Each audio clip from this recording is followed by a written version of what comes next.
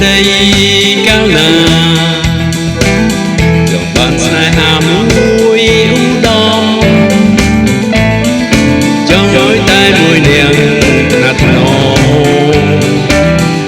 ta biết xa bà đôi bóng nó chụp được tay xóm đầy dòng bóng đèn đây sai hà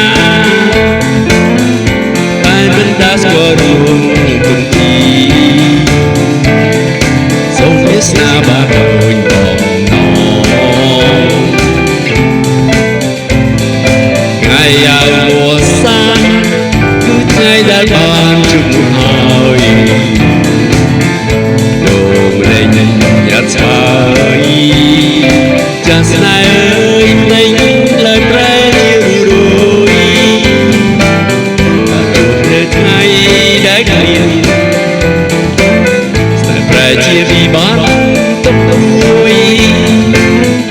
bom nóng trong bàn tay gà mùi gà rú rú chia hàng xa